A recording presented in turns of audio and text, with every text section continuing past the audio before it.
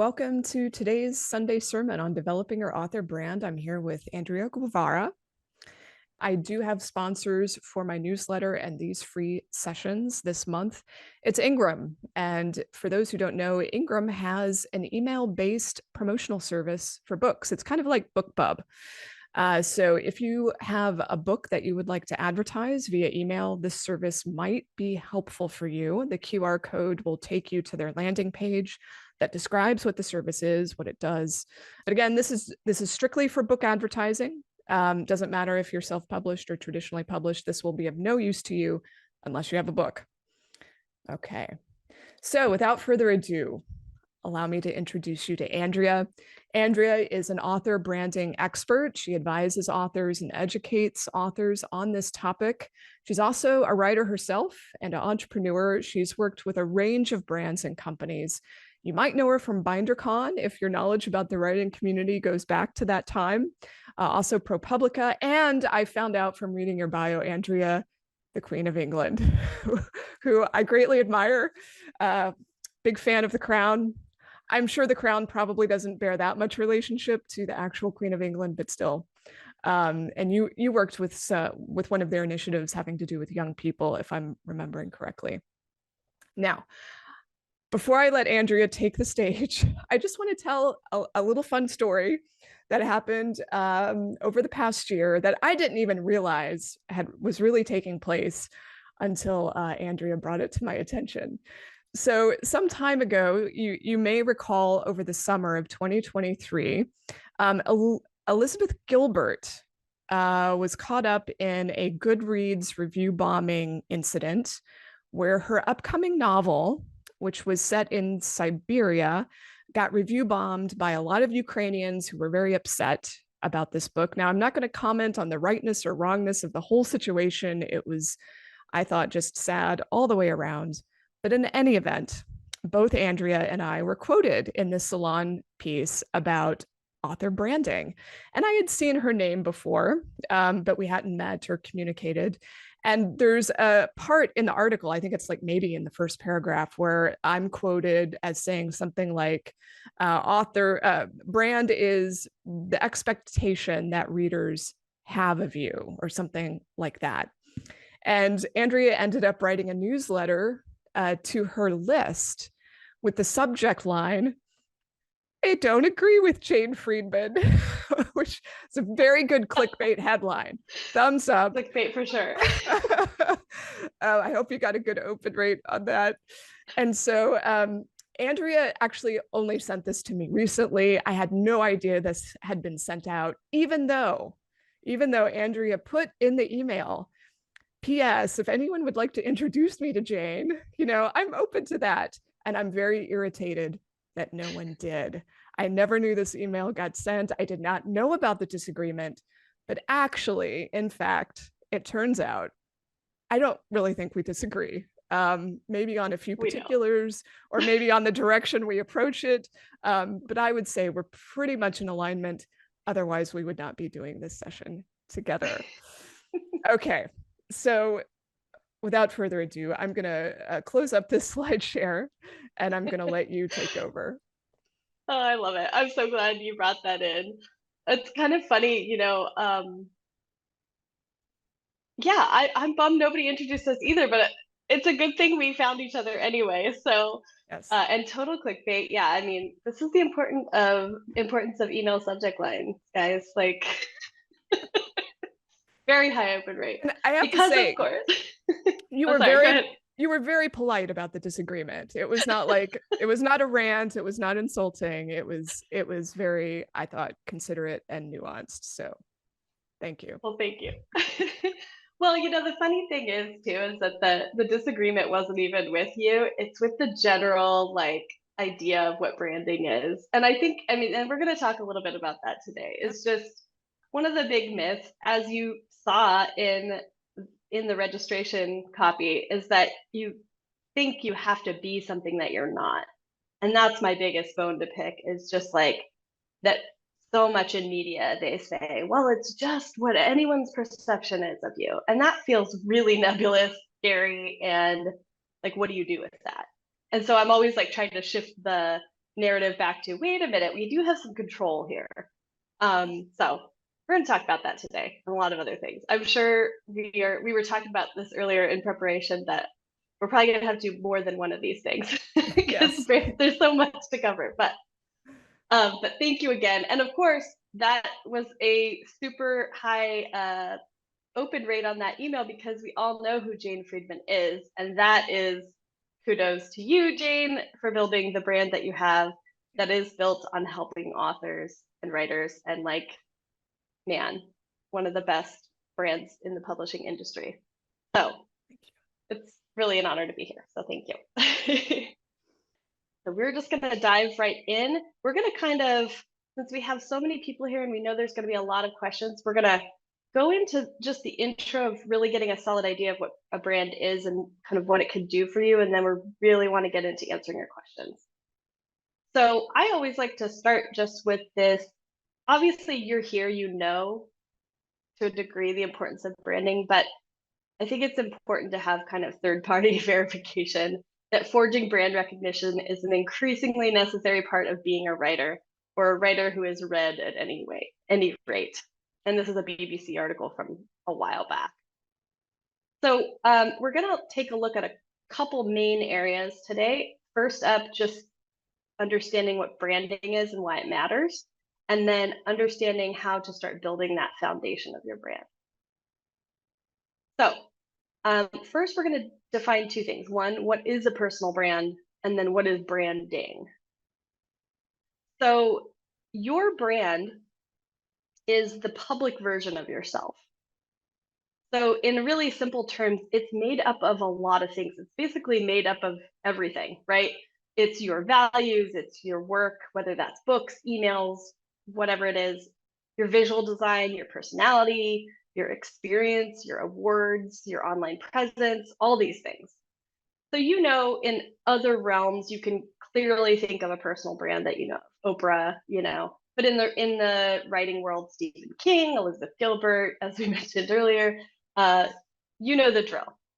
So think of that in terms of yourself, but then also, as I'm mentioning all these little things that your brand's made up of, I'm sure some of you are going, well, wait, some of that's marketing, isn't it? And what about PR? So I think it's really important to break down the differences. So before we do that, I want to just tell you again what branding with the ing is, or brand strategy as I would call it. This is the work that you're doing to consciously create this brand in the public. So this is presenting yourself in a certain way through deep self-knowledge, through knowledge of your audience, through strategy, insights, planning, etc. So what's the difference between branding and promotional activities? So this is my fun little metaphor that I've been using for years now, and I think it really helps just kind of solidify in an easy way what this is. So your brand, imagine, is like this little wooden boat floating on the sea of possibility. Maybe you've got some oars, but like you're just kind of floating there and you're like, okay, I've got this book, I've got, you know, maybe I want my book to turn into a film, I don't know. But I'm floating there, I'm trying to figure it out. So brand strategy is when we're taking a compass and a map, and maybe we're getting really high tech nowadays with GPS, but this is what helps us figure out, okay, I need to get over to that island, I need to do this, I need to go there. That's what brand strategy is. So it's really a foundation for everything versus marketing, PR, promotion. That is going to be the engine. Okay, we're going to upgrade from just oars and kind of like floating around to an engine that can really help you get to where you want to be faster. And then it's also the fuel. So that is something, you know, even, okay, here's a great example. We can think about marketing. We all understand what that is, but there are so many tactics, right? So like, how do you choose what is going to work for you? And that's where you go back to your brand strategy and you take a look at, okay, wait, what do I actually want to achieve? How do I want to achieve it? How will that change how I get there? So it's kind of a filter in that way. But also don't look at marketing as just pure ads and posting on social media. That's kind of the low hanging fruit that everyone thinks about. But think about the fact that Jane and I are talking today. Part of that promotional activity is also just being who you are, being who I am as a brand strategist and connecting with Jane and her willingness to have me here. That is a huge opportunity for me from a marketing standpoint, but it's also we get to build this relationship as professionals in the industry. And that's something that's super important too when it comes to your book and building your career. So, what is platform? This analogy does not fit very well into that previous metaphor, but it is essentially the measure or the best guess of all those activities that you have. So all of those things like social media, website, email, newsletter, whatever marketing activities, etc. That's what your publisher is referring to when they're thinking, well, what kind of platform do they have? So why does it matter? Branding matters because first of all, and it isn't on this bullet list, but it exists whether or not you're consciously creating it or not. You have a public persona, whether you like it or not. But it's up to you to craft it in the way that is going to get you where you want to be.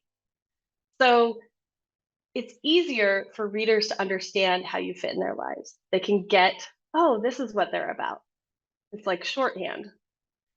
So they also you're able to build trust, and that's super important. And I'll get into why in a little bit. But it's also something that they can immediately understand, like, oh, this person stands for X, Y, and Z, or I know I can always kind of count on them for this and that.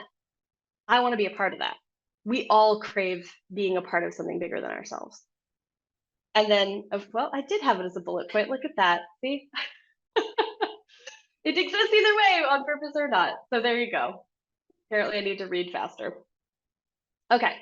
So Jessica Knoll is a New York Times bestselling author. She's had, I think, a couple of her books turned into films now. She's a big name if you haven't heard of her before. But one of the things I just love about her is that she's, from the very beginning of her career, thought about what she wanted long term and consciously branded herself. So when you see this quote, people ask me, how did you write a book that landed on the New York Times bestseller list? She says, it's not even about the book. It's that I positioned myself for success before I wrote the book. So driving this point home just a little bit better or a little harder with kind of some back end nuts and bolts of it is the fact remains, and this is true in every industry, but for some reason, the publishing industry hasn't been talking about this for very long. Recognizable brands have higher market value, which means more money. That's just a fact. It means that those brands are going to sell more books. And it gives you the opportunity to potentially get better subsequent book deals. And also, because of that, something we don't always talk about publicly, but I'll just touch on briefly is, the better the book deal that you have, the more the publisher wants to make sure that that book succeeds because they're investing more, right? They need to make that money back, which means you're going to get more promotional efforts as well.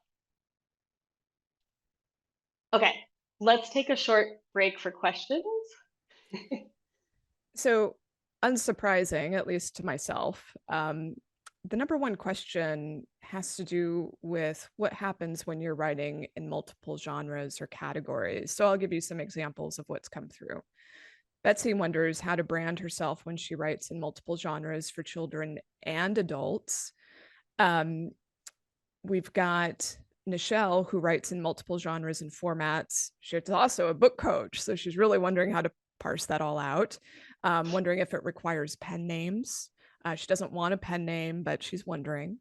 And what if you're writing historical fiction some days and others it's children's picture books? So how do you handle these situations? Yes, great question. And totally, probably the most common question. So when you're thinking about your brand, this is why it's important that you're branding yourself as an author and they're not just relying on your brand being your book. So one of the big mental shifts is you are a creator. The books that you're creating are your products. So there's a few ways that you can go about this. In some cases, I'll use Elizabeth Gilbert as an example. This is someone who writes in a bunch of different genres. She's written novels, memoir, even direct creative nonfiction. But she has a through line thematically. So she really leans into, I would say she's more of an influencer type, even though that's not how she built her brand. But she's a speaker. She's talking about the big ideas. She's talking about a lot about women and um, life itself and the meanings behind that. And so there's that through line of kind of thematically what you can expect from Elizabeth Gilbert. If she all of a sudden wrote a horror book, it would be pretty off brand. Not saying she couldn't do it, but you get it. So that's one way that you could brand yourself, is based on thematic things that you do talk about, even if the genre changes, and finding those through lines. Another way, though, like let's say you are that person who has children's books and adult books, and maybe they're very different and there isn't a lot of crossover.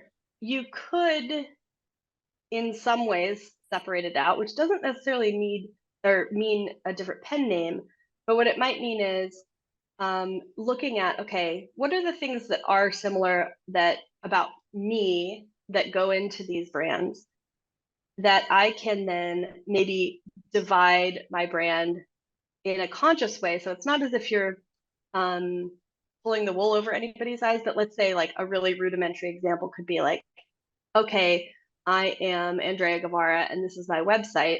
And when you go to my website, you see two main options. You have my children's book and section, and you have my, let's say, thriller novels section. So you could separate it out that way. And then maybe in that case, you have different, you might have a different type of social media profile for each. But that's going to be a little bit more complicated. It's going to be a little bit more work. But it can be done without having to do a pen name. And then I do have clients too that have done certain things. I have a client specifically that had built a career on children's books and was starting to write something completely different, and she did go with a pen name. The reality is, of course, like nowadays you can't, people are going to find out who you really are, but that could be good or bad. An example of that is J.K. Rowling, right? She had such a name from Harry Potter, it was almost too big to do anything else. And then she wrote these mystery, whodunit novels under the name Robert Galbraith. And what's funny is those books weren't really doing that well until the world found out that it was actually her using a pen name. So there's a lot of room, I guess is my point, for the ways you're going to execute. But the important part is that when you're building the brand on yourself and deciding how you want to present that to the world, you have more options rather than if you're just trying to build it by your books alone. That makes sense. Totally makes sense to me. And I'll add that sometimes for people, I don't know if this is true of people asking the question today, but sometimes I consider this a downstream problem. Like you don't yet have any published books. And so you're worrying about something that may not really be an issue for many years. So don't get too anxious about it today. Yes. That is such good advice. I mean, honestly, we can't really focus on too many things at once, as not effectively as human beings. And that's part of the reason why you take this time to do that strategy in the beginning. It's like, okay, well, so what do I want to create for myself? What is my vision for my career? Well, maybe the lowest hanging fruit right now is that I'm going to write my memoir first. So I'm going to build the audience for that. I'm going to work on that. And then once that's done, then I'll start thinking about the thriller or the novel or whatever. But knowing that you have kind of at least an overview plan, and then you can set that aside and just focus on what you need to right now. A couple other questions, and then we'll let you continue. Someone says, I don't know the brands of my favorite crime fiction authors except S.A. Cosby. And this person's wondering, am I brand tone deaf? Or does brand often exist in a less than conscious way? Ooh. Um, can you read that question one more time? I don't understand. Yeah. I'm sorry, I don't understand that Cosby Oh, so part. there's a specific author they're referring to where they apparently Oh, do okay. understand that author's brand. I don't know this author, so I can't tell you about it. Gotcha. But it sounds like the point of the question is I don't really recognize author brands out there with few exceptions. So am I just missing it? Is it actually the case that some authors do not develop a brand? This is such a great question. Okay, this is actually, I believe, um, a bigger problem of the industry as a whole. So, yeah, there aren't a lot of authors consciously building their brands.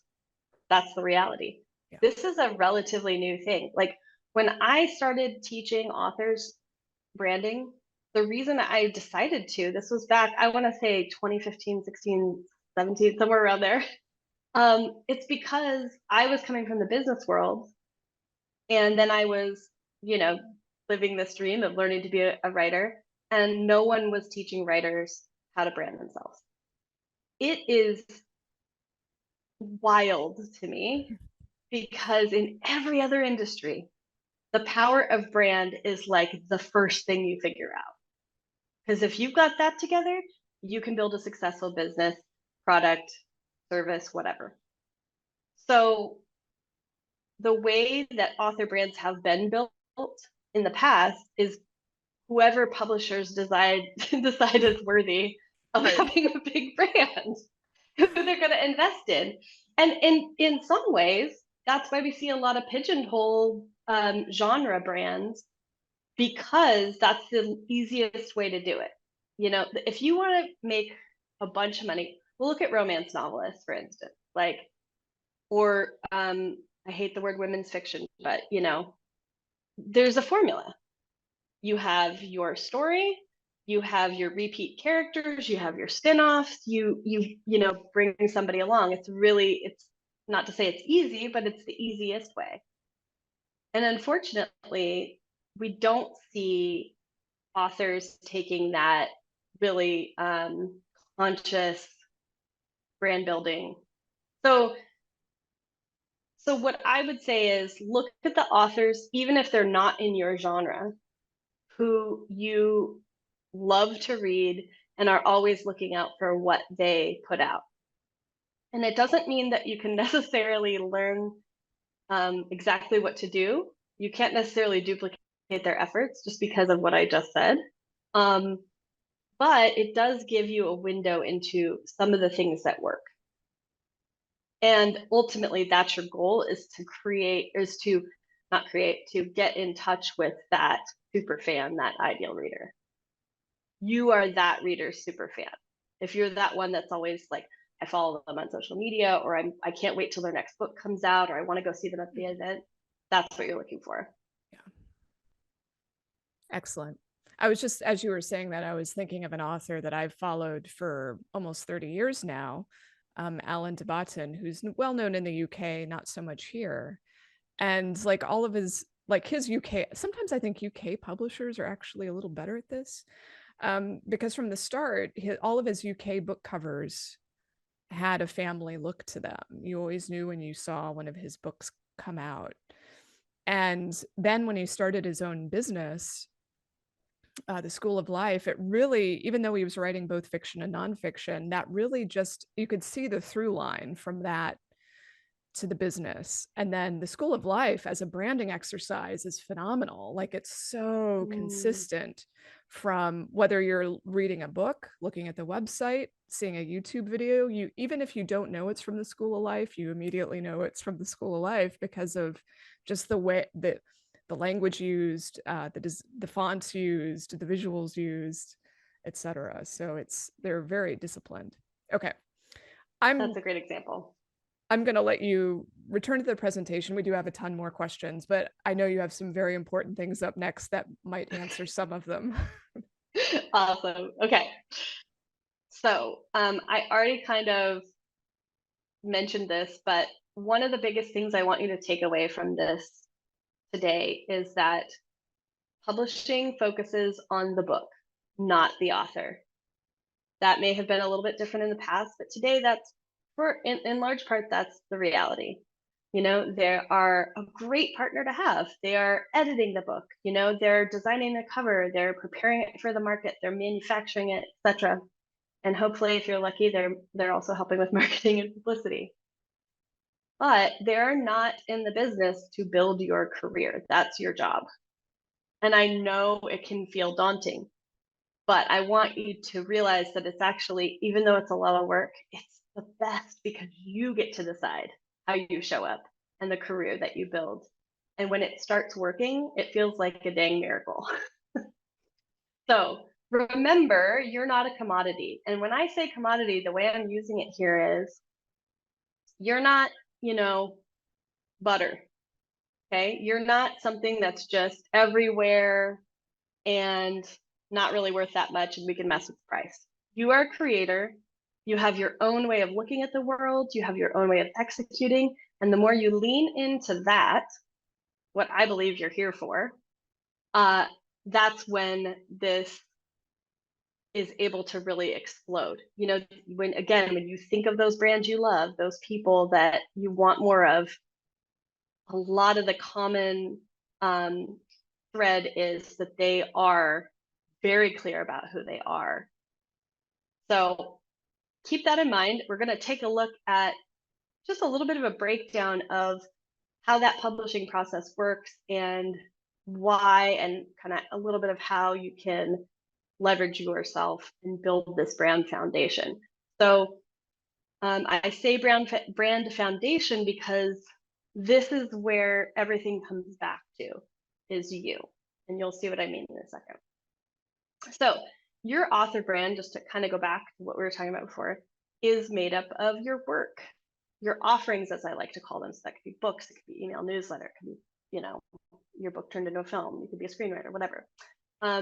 Your vision and your mission, your values, and also the value you bring, the graphics, your personality, your voice, your actions, etc. Okay, so you have a certain amount of control over how you're going to show up. And then the publisher is there for the editing. Again, the cover, the art. Really think of them as a manufacturer and a distributor for your work. They're not the only one out there, as we know, but they can be really important in that process. And then hopefully, again, marketing, ads, etc. So when you launch your book, you have kind of this author brand, right? And then you have this book that's your offering, and that's what you're focusing on in that moment.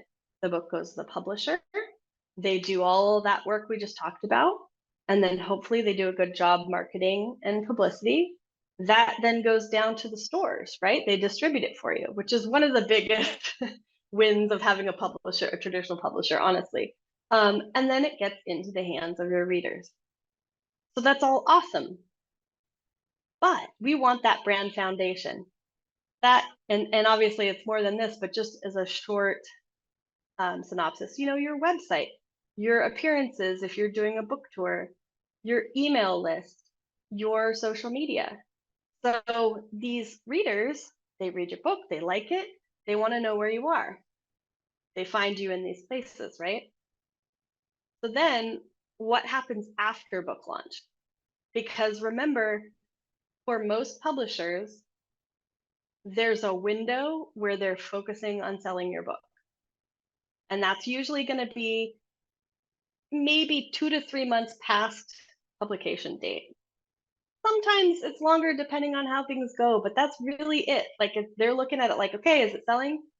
And the sad part about that is there's so much more opportunity to sell that book long term, as we've started to see with people succeeding with their backlist, like, you know, of course, the astronomical success of Colleen Hoover.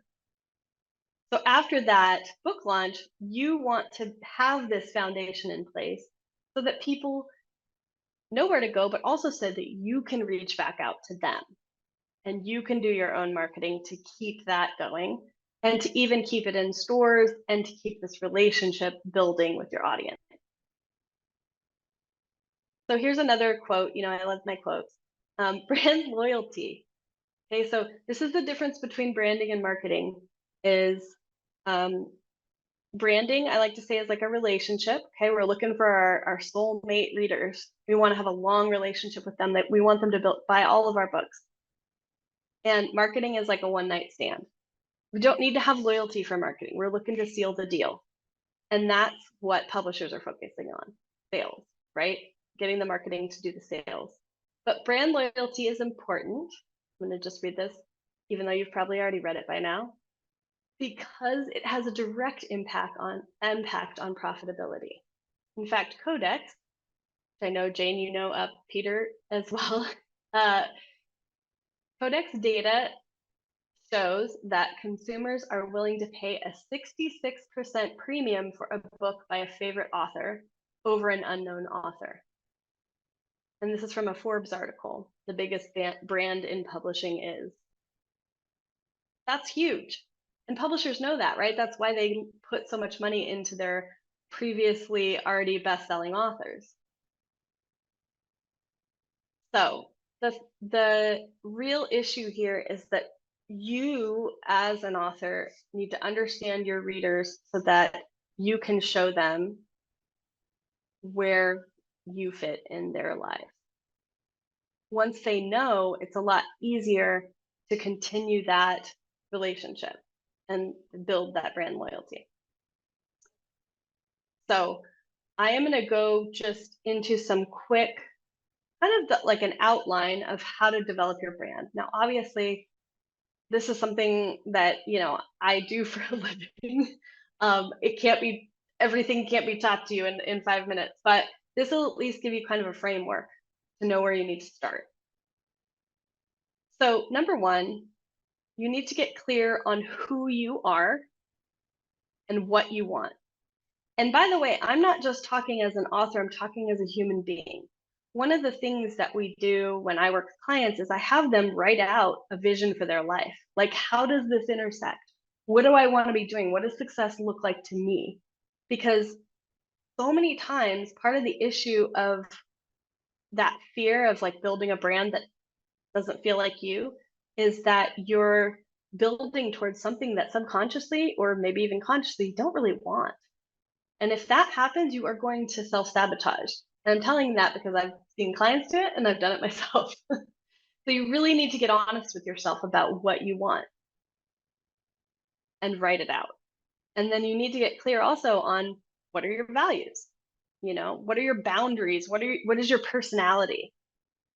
How you want to show up. And then second, and equally important, like number one and number two are the most important parts of this. If you get these two things really dialed in, the rest will flow a lot easier. So number two is that you need to put yourself in your ideal reader's shoes. So as I mentioned before, your ideal reader is that reader that can't get enough of your work, always wants to buy your books when they come out, wants to see you at events, wants to be on your email list, etc. It is not your target market. Your publisher, when they're marketing your book, is going to focus on your target market. And the way I like to explain the difference is that, if we picture target market as like this big bubble, okay, so maybe my target market is middle-aged women with teenage children who make $100,000 a year. That's what the publisher is looking at. And of course, there's other details, but you get the idea. Okay, great for marketing. Okay, sure. But we want to zero in even deeper. I want to look at the psychographic profile of that person.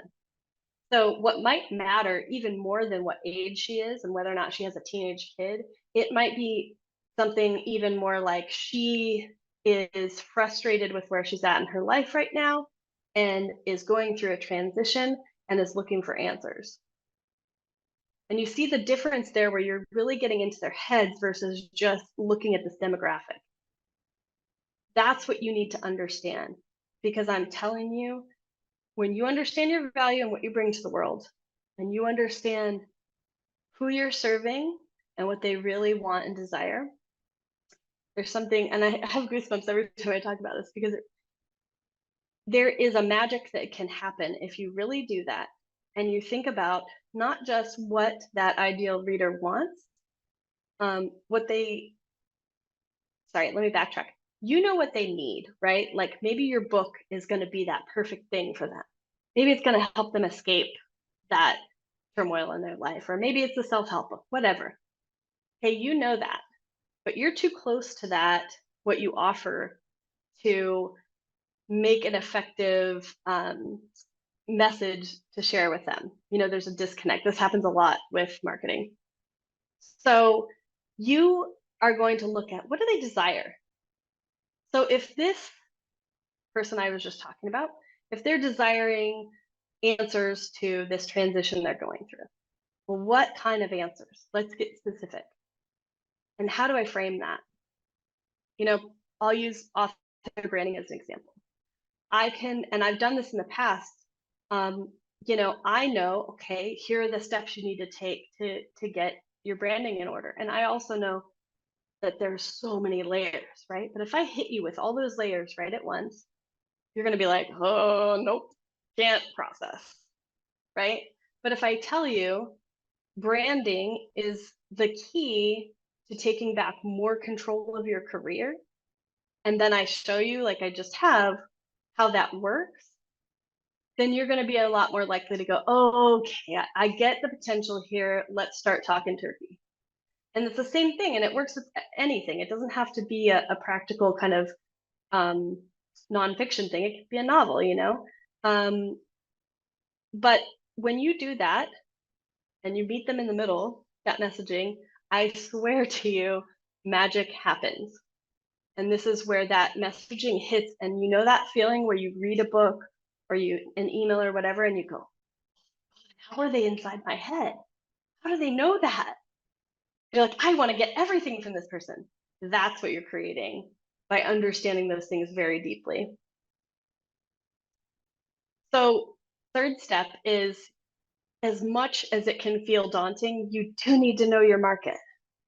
You need to look into everyone who's going to be on the shelf with your book. Okay, maybe not everyone, a handful. And not just the book. Okay, so like we are pretty familiar, most of us, especially if you're nonfiction, with comp titles. But you need to be looking at comp authors too, like what's going on in their career. How can I see like where they're successful and where they're not? Where are there opportunities for me to make my stand as a brand in this marketplace? And that's going to help you understand what your strategy is going to be. So then again, number four, we're going back to, okay, how do I want to show up? Because it's easy when you're doing market research to go, oh, they're doing that, I should be doing that. But I want to invite you to like take a moment of pause and go, okay, here's what they're doing. That's great. It's working for them. Is this going to work for me? Not just in terms of, will it logistically work? If I send out X amount of emails, I get X amount of people signing up or whatever. But like, is my personality built for this? Like, for instance, I am not a lover of social media. I am working on getting better, but a lot of authors aren't. And so, where are the other channels where you can excel too? That's important. But also just understanding, okay, how am I packaging myself? And then how am I communicating that? And then finally, very simply, not simply, you want to create an actual plan. Write it down. With my clients, I usually do a 6-month plan, but you can make it shorter. You can make it a 3-month plan of just overall, like, okay, I've identified how I want to show up, where I want to show up. I've also identified that maybe I need to upgrade my website or my visual branding to fit this thing that I'm creating. So I'm going to put it in the calendar, and not just put it in a plan, but I'm going to put it in my calendar to work on. Every Monday from 9 to 11, I'm working on social media, or I'm working on building my website, or whatever the thing is, so that you'll actually do it. You have to build it into your life or it won't happen. So those are kind of the 5 shortcut steps. I know that's a ton. But here are 2 easy ways to just kind of get yourself started if you're not ready to do all those steps right away. So one is you can use this worksheet that I have called the Hero's Journey Brand Worksheet, which gives you a nice overview using the Hero's Journey model of what you want for your career.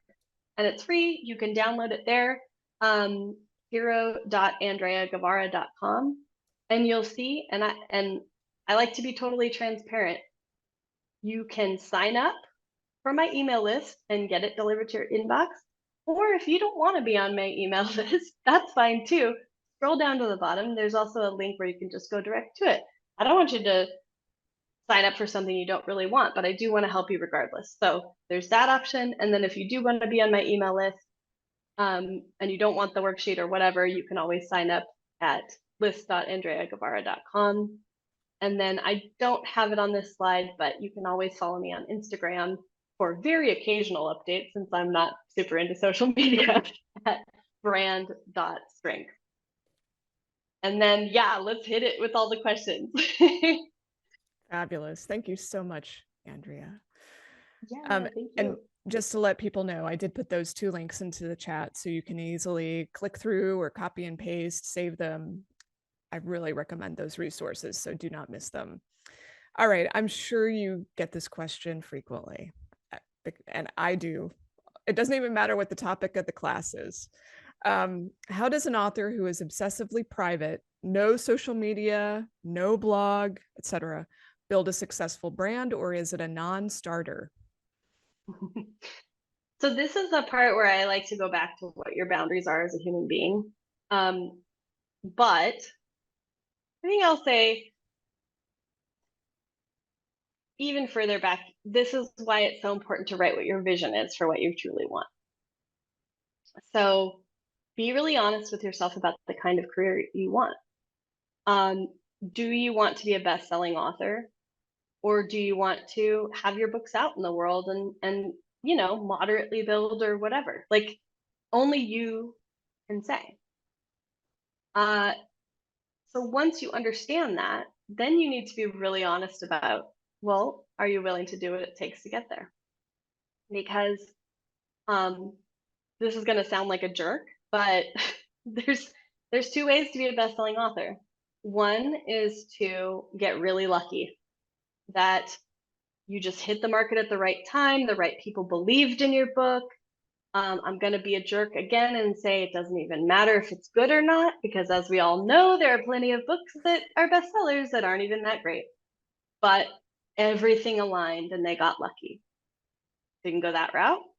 Or if you want to be a best-selling author, or even not best-selling, but just like be able to support yourself as an author, then you can do this. You can be honest with yourself. You can create a plan. You can work the plan and put yourself in the way of luck. Because that's it. Those are the 2 ways. Sorry for being a jerk, but No, I think you're just being frank. I'd like to go back to the mention of boundaries, because sometimes I feel like writers assume if you're on social media, it means you're bearing it all. And that's yes. not the case whatsoever. And as someone who I mean, personally, I consider myself a private person, but I have a very public persona. I'm online a lot, but there are just certain things that you're not going to hear from me online about ever, ever.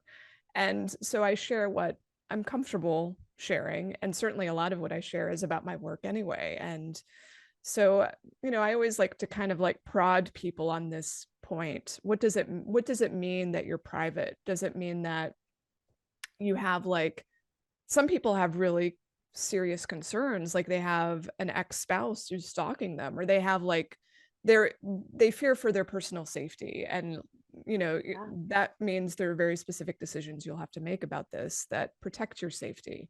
But then there are people who just feel like social media, bleh, it's just like, I can't take it, I don't want to be on it, I don't want to be found on it, etc. Right. But I think there's so many ways to put the guardrails on that protect whatever it is that you're trying to protect. So just a thought. And also, I would add, like you've pointed out so well, that you get to decide how you want to show up. So I think you can have a healthy brand, you can build your platform, and you can market and promote through things that feel better to you, like email newsletters. I think there's a Yes. measure of privacy in there that's not afforded by social media. There's no drive-by commenting usually, or trolling, or so on. Okay, I'll Yes. get off my soapbox on that. No, I completely agree with that. Look for the different channels. There's so many channels to build your brand. It doesn't I want to refer back to one of your Sunday sermons, and I can't even remember which one, but you have like this breakdown of platform, right? And it's like website, social media, email list, whatever. The important thing to remember is that it's not TikTok, Instagram, Substack, even these are tools. They're not strategies. It's how do I want to show up? Can this tool achieve that for me? And then pick one to start with and get really good at it. Like understand your messaging and like where your boundaries are and what you're willing to talk about and what you're not, and then learn that platform. Yeah. And you're going to have success if you stick with it. All right. So next question. This is a bit of a twist on an earlier question. Janet says she writes for middle grade. She's wondering, does she consider the parents, the teachers, the librarians her audience, or is it the kids? So I think part of the overarching question is the audience a big consideration here in what you're doing? Yes. Oh, such a good question, actually. So sometimes um, you can go kind of two different directions. So sometimes I do think it's important, like with most authors, I'm going to say you have one ideal reader, focus on that one ideal reader, cater everything to them. But there are cases where that doesn't apply. And I think this is one of those where it doesn't necessarily fully apply. So in your case, what I would probably do is say, understand that kid who's your ideal reader, and then do another breakdown of who that parent is. And you might even want to do that with whoever you think is the partner to kind of get you to the parents and children. So if you kind of make those profiles and think, okay, here's where the value is. Maybe my books are helping kids understand self-esteem or something like that. So then it's like, well, who else is out there that's doing similar work in a different way? Maybe I can partner with this other organization. You could get a huge platform boost, brand boost, audience boost by partnering with a really great organization, or like getting into school. I mean, I know that's a whole other subject of getting into schools, but Yeah. um but yeah, so think of it that way. If you zero in on who the readers are first, that will help you figure out all the other parts too. It kind of has that trickle out effect, if that makes sense. Yeah, absolutely. All right, next question's from David. And I know that there are many people in a similar boat. He says, I'm an old man working on my first book. It's a memoir about coming of age at 80. And he wonders, how do I build a brand that leverages my age, or at least minimizes the disadvantages that might come with such an age? A lot of people are Mm. worried about ageism. Although I will say publishing is one of the few industries where they don't necessarily have to know what age you are when you query, although this will be a giveaway. The topic of this memoir will be a giveaway. True, true. Well, I mean, this does go back again to who your readers are, really thinking about who are the people who are going to love this book. And it's probably not going to be a 15-year-old, right? It is probably going to be an older audience. But guess what? That older audience reads a lot of books. So look at your marketplace, look at similar books. And when I say similar, I don't mean it needs to be like, oh, it's a memoir about coming of age at an older age. Like Right. look at the themes of your book, find similarities, and see how those books did with that audience. Um, and then understand, okay, well, if my audience is people who are, let's say, 65 and up, well, they're not going to probably be on TikTok, so you can you can avoid that Right. one. Look at where they will probably read some emails, and but you may even find that like your strategy for building that audience connection might be something more like podcasts or speaking in person, things like that, where you're sharing and like embrace that uniqueness. Right. That concept actually sounds really interesting to me. And the more you can draw out that kind of backstory of why you decided to write this, and kind of that the why, and like the why now and the why you, Mhm.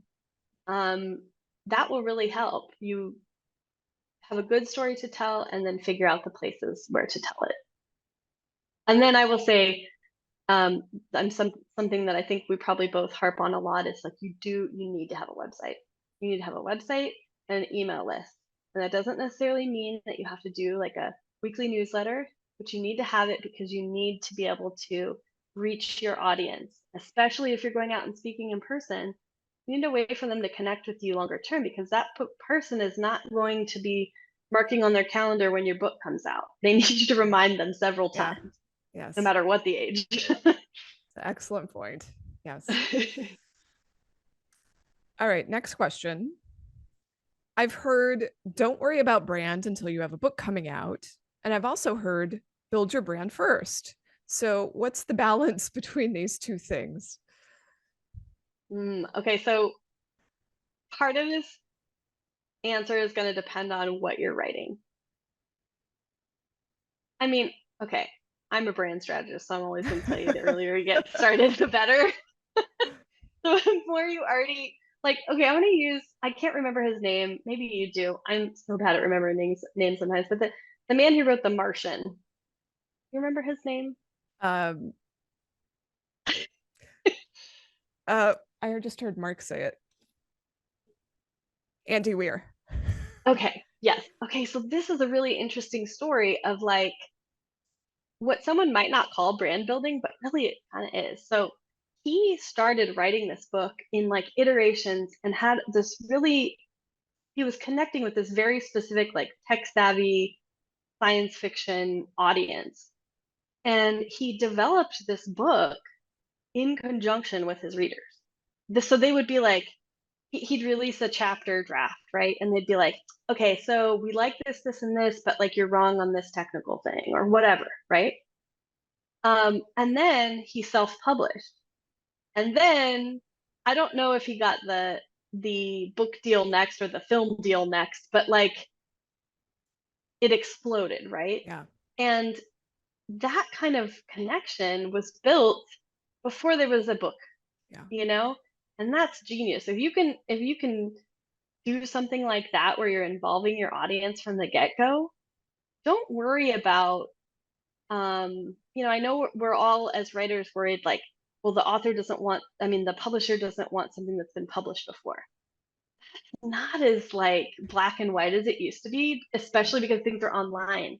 And especially if it's your own blog, they don't need to ask for extra permissions from somebody else. Like it's there, we can repurpose this. And you see that all the time now with self-published books that publishers are buying.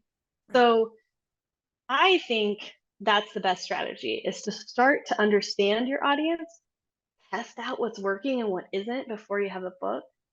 But if you are the type of person, like, let's say you're writing a memoir and you don't really want to have like too much of it revealed ahead of time, that's okay. You still need to think about what your brand is, what your plan is for your success, how you want to show up in the world, and start um, building that brand foundation. But maybe the audience building, um, I mean, this is controversial to say, obviously, because we know that if you're a huge audience, you're going to get a better book deal. But again, you got to do what you can, what you have capacity for. So that's my take. Did I Mhm. miss any? No, that's excellent. Yes. Okay. Well, this is a good follow-up question to that from Joe. He's wondering how would you research getting a better sense of your ideal reader? And he says, he's been struggling to understand this. He's just been writing and pitching things he wants to read and doesn't know how to figure out the ideal reader side. Oh, yeah. This is so hard because I feel like in our current culture, we see examples of people who are like just somehow naturally good at understanding who their ideal audience person is, and like they just are pumping out stuff and they're so good at it, but like most of us aren't.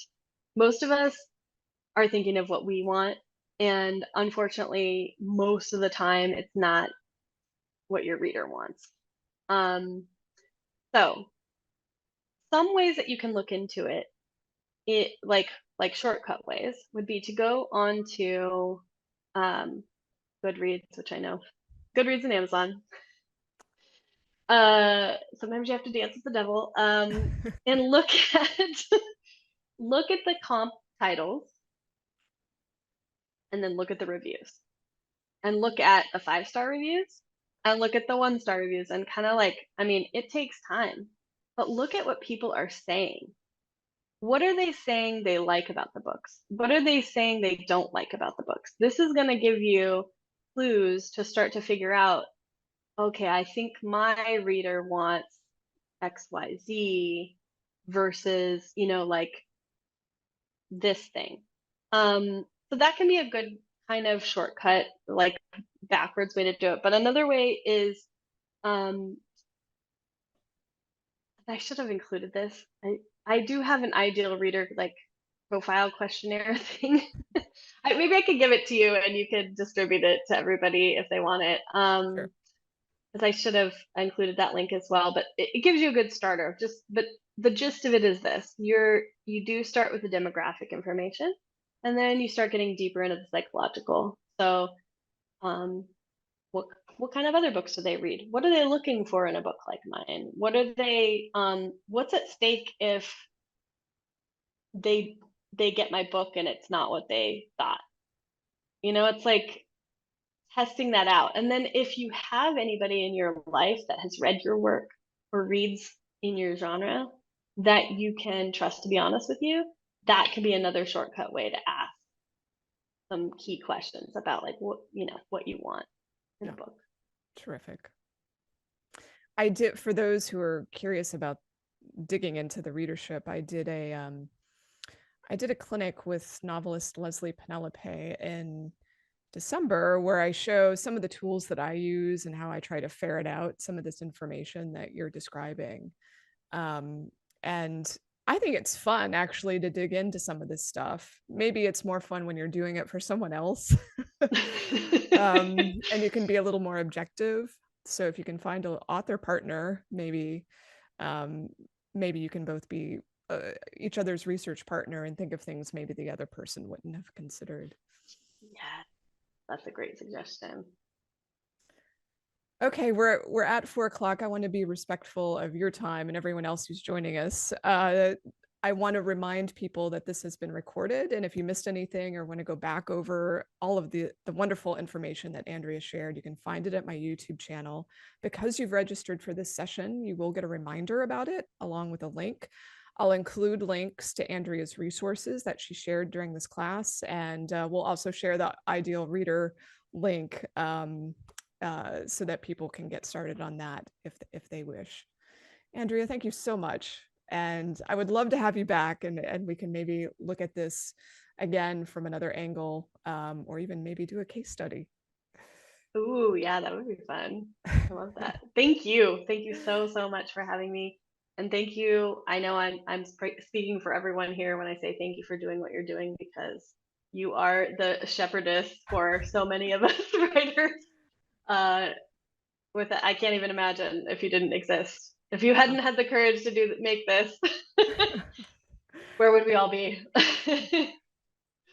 Thank you. I hope to keep serving for many years to come, God willing. All right, everyone. Thanks for coming today, and I hope to see you again soon. Have a great Sunday. Thank Bye-bye. you.